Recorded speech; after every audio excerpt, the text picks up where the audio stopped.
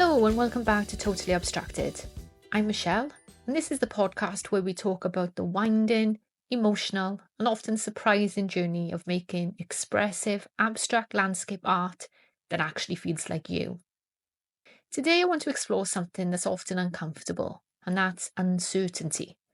As abstract landscape artists, sometimes we walk a path without a map, and while that can feel unnerving, it's also where the magic happens. So let's talk about why embracing the unknown might just be the most freeing thing you can do for your creative voice.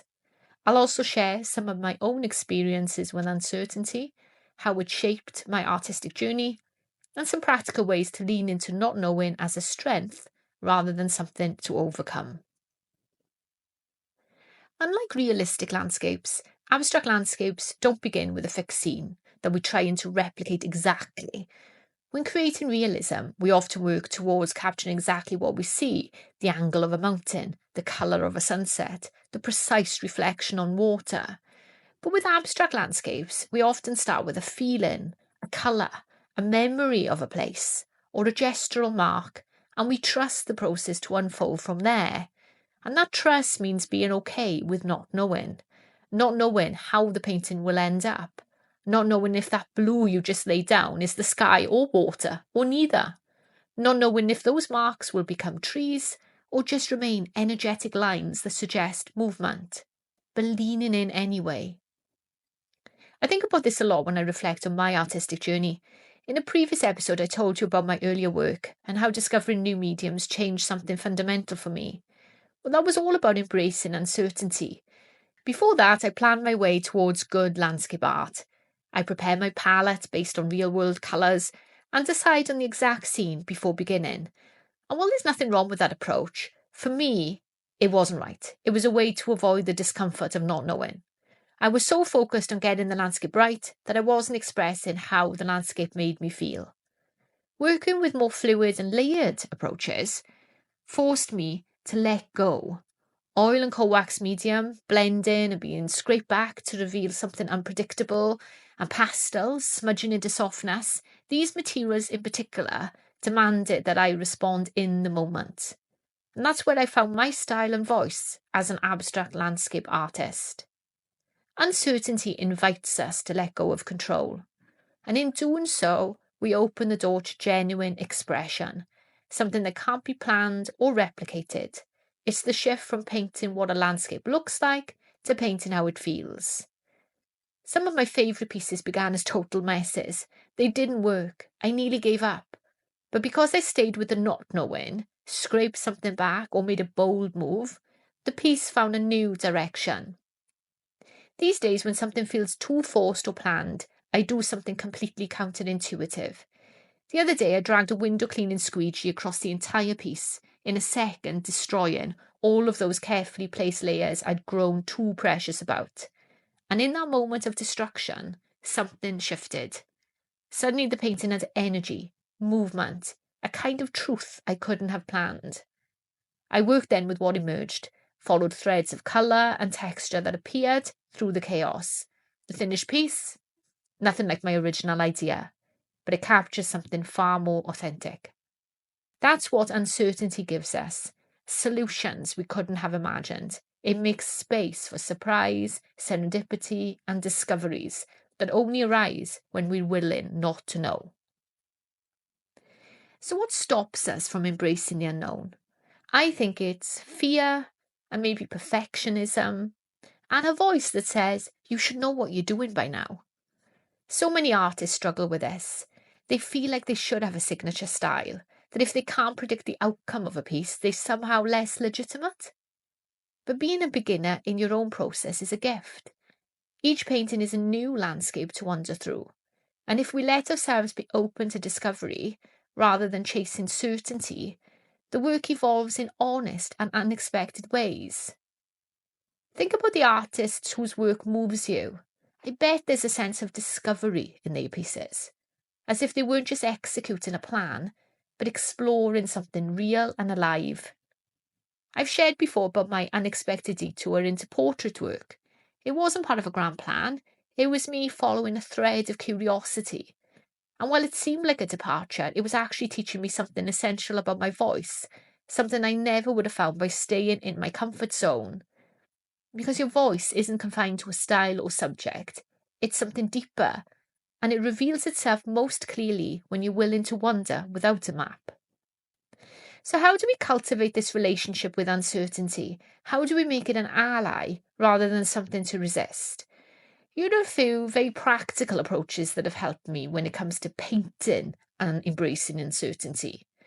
Firstly, working wet on wet with limited time. Painting on a wet surface, you surrender control. Colours blend in ways you can influence but not really dictate. You're forced to respond, not plan. But conversely, you could let one layer completely dry, then respond quickly. Give yourself like 30 seconds to make the next move and then commit. Don't second guess. I also like to scrape back, as you know, to reveal history, especially with oil and coal wax, but it works in other media too, and it's very unpredictable what that reveals. You could also try using unconventional tools. I mean, I use a catalyst wedge. It's not that unconventional these days, but that's my favourite tool. Or you could use a credit card, a kitchen spatula, a twig from a walk. All of these things loosen control and invite unexpected marks. And set some creative constraints. 3 colours, 45-minute limit. Constraints don't limit you. They free you from perfectionism and encourage instinctive decisions. These aren't gimmicks. They're ways to shift your mindset from fixing to exploring. They help you stay present with the work instead of projecting into some idealised future when it's all right. One of the things I love most about abstract landscape work is its ability to express complex layered emotions, especially ones we can't easily name. And I think uncertainty is essential here too. Because grief, longing, hope, they rarely come in tidy lines. They live in nuance, in ambiguity. Or maybe you're trying to express that strange exhilaration of, I don't know, wild weather, that mix of feeling vulnerable and alive. Well, you can't really plan for that, but you can create the conditions for it to surface. You can stay open, listen to what's emerging, and trust that truth will find its way in. Uncertainty in art mirrors the complexity of being human. Our landscapes become more resonant when they hold space for ambiguity and when they allow multiple truths to coexist. As I've shared before, cold wax medium was my first real breakthrough in embracing uncertainty. But the journey continues. Lately I've been working with acrylic inks, gouache and pastels. There's something about the fluidity of inks, the opacity of gouache and the immediacy of pastels that brings a beautiful tension between control and surrender. And what's been surprising me too is how drawn I am to add in soft figurative elements to the painting. Boats in the mist, castle forms on hillsides, ethereal figures. Still abstract, still integrated into the landscape, but new and unexpected. I'm not sure where it's leading, and that's the point. This week I want to challenge you to get uncomfortable on purpose. Start a piece with no plan. Use a colour you rarely reach for. Work quickly and don't correct. And when the discomfort hits, pause. Don't fix, don't force, just notice it and let the uncertainty guide you. If you're in my Abstract Horizons membership, share your piece with us there. And if not, come join us. The link is in the show notes. And here's something to reflect on. Can you recall a piece that surprised you? Something that turns out completely differently than expected, but in a good way. And what did that teach you about letting go? Before we close, a few quick tips for when uncertainty feels like too much.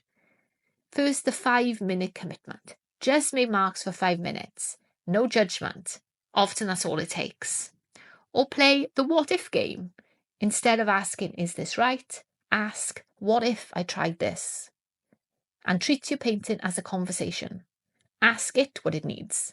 Listen, collaborate. It may sound whimsical, but these mindset shifts are powerful. Uncertainty isn't a flaw in your process. It is the process. When we stop needing to know, we start being present. And when we're present, our art comes alive. Your journey won't be straight. It'll twist and turn. But that's what makes it yours.